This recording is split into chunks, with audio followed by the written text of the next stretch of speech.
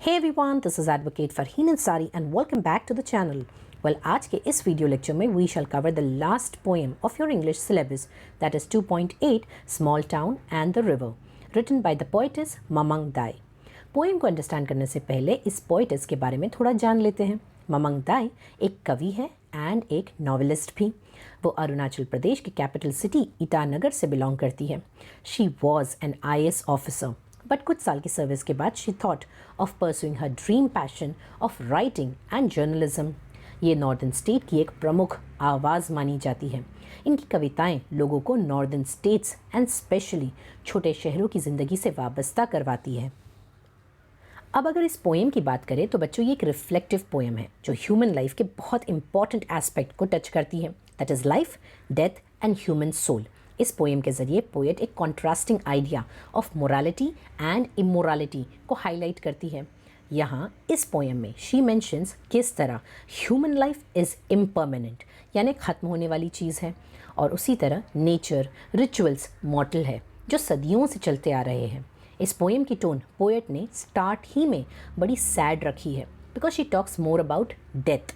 अब जाहिर सी बात है, डेथ कोई हैपनिंग चीज़ तो नहीं है. इसके बारे में सोचकर या सुनकर ही इंसान डिप्रेस्ड हो जाता है.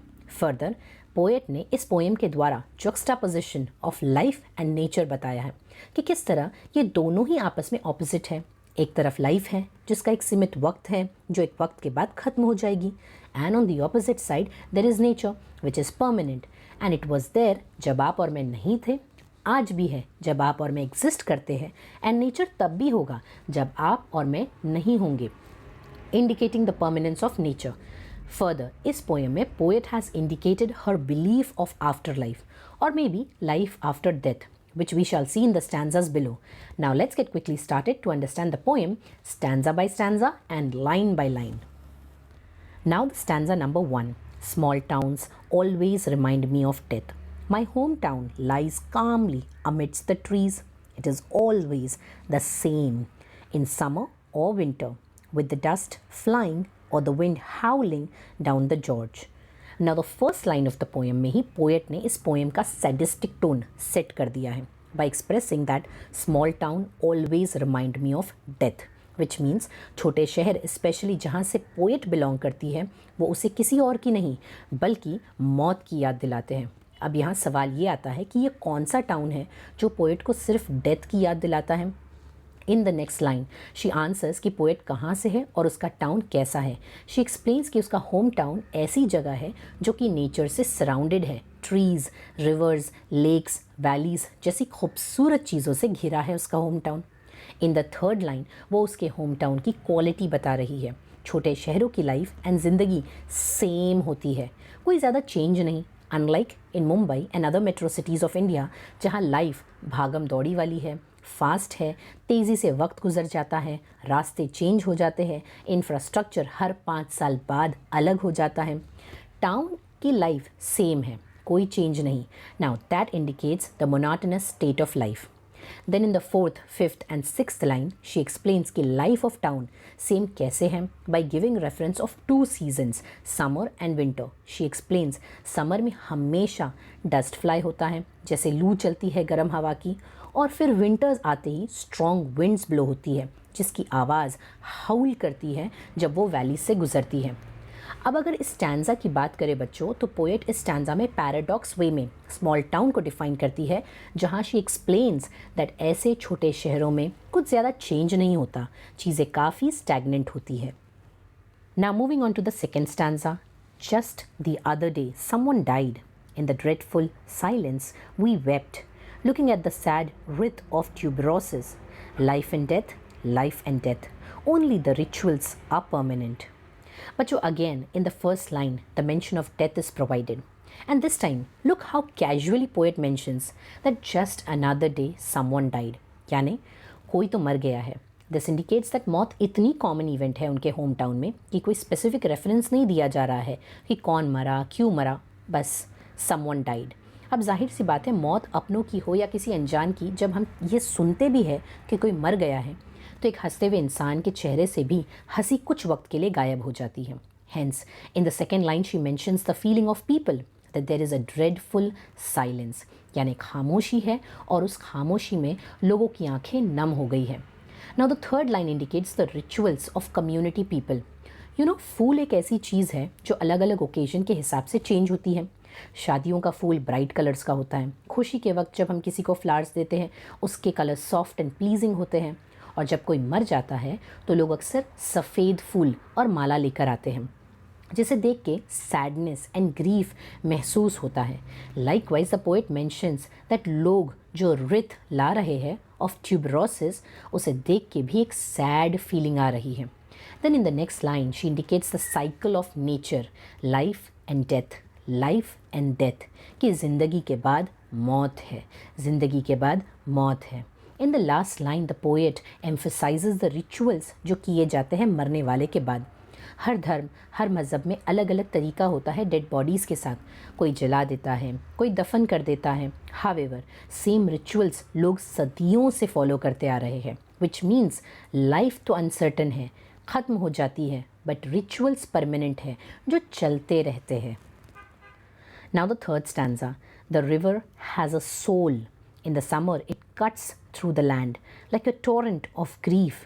Sometimes I think it holds its breath, seeking a land of fish and stars.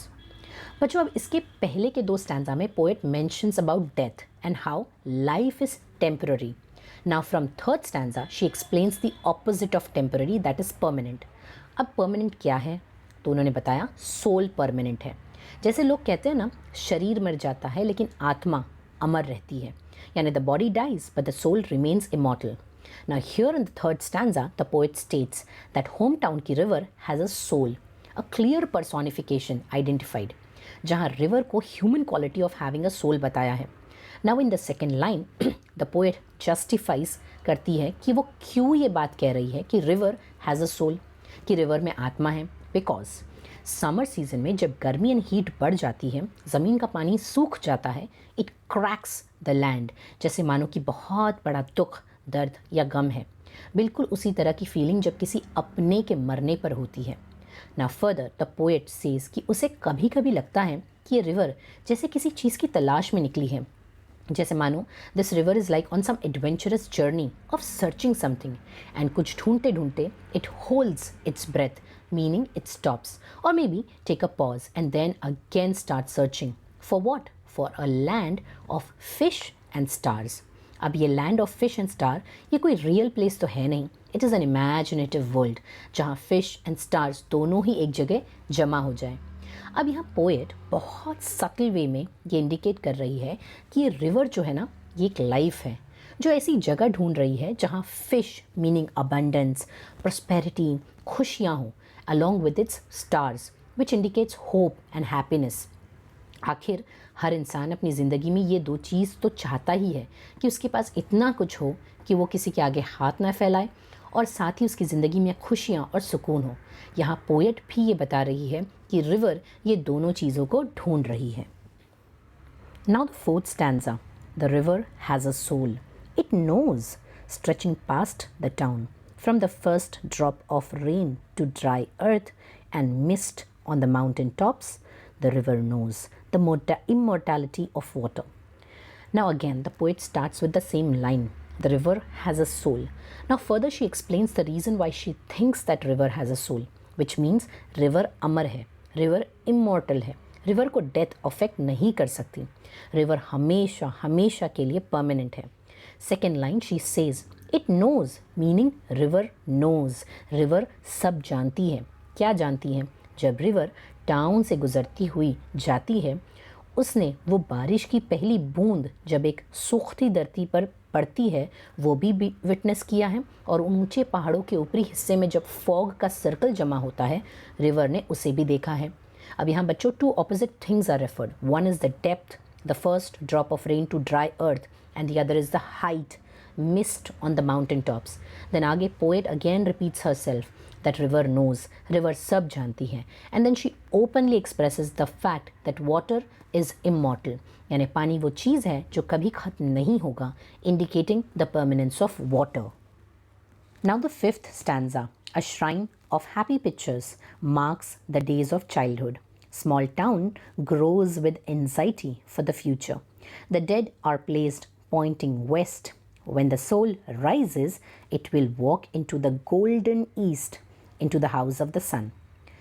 Ab again, poet very wisely with her words expresses contrasting ideas in this stanza, which she mentions कि किस तरह जब इंसान अपने बचपन को याद करता है तो उसके दिमाग में खुशी की लहर दौड़ पड़ती है। वो आज़ादी वाली ज़िंदगी, वो बेफिक्री का माहौल, वो खेलना, वो कूदना, ना कोई गम, ना कोई स्ट्रेस, ना कोई tension. And that's why she indicates childhood as a shrine, meaning temple of happy pictures. But जैसे इंसान बड़ा होता है, जिम्मेदारी, anxiety, nervousness, work pressure, family tension से वो घिरा हुआ होता है और वक्त ऐसी तेज़ी से आगे बढ़ता है कि लास्ट में वो अपने फ्यूचर यानी डेथ को लेकर नर्वस हो जाता है। And in the last 4 lines of this stanza, the poet explains the belief of people in her hometown and the rituals that are conducted after one dies. As a ritual, उनके home town में मरे हुए इंसान की body को west direction में point करके रखा जाता है, क्योंकि उनका ये बिलीफ है कि मरने के बाद उस इंसान की रूह, आत्मा उठेगी और ईस्ट की तरफ चलकर जाएगी। कहाँ? इनटू द हाउस ऑफ सन। अब बच्चों यहाँ सिम्बॉलिज्म देखिए, सन कहाँ सेट होता है? वेस्ट में, विच इंडिकेट्स कि दिन खत्म हो गया है। उसी तरह dead bodies are kept pointing towards west, indicating its end. And sun कहाँ राइज होता है? ईस्ट में, इंडिकेटिंग द न्यू बिगिनिंग, एक नई शुरुआत। And that's why the people in that town believe that the soul will walk towards the east for its new life or maybe rebirth, as is the belief in Hinduism.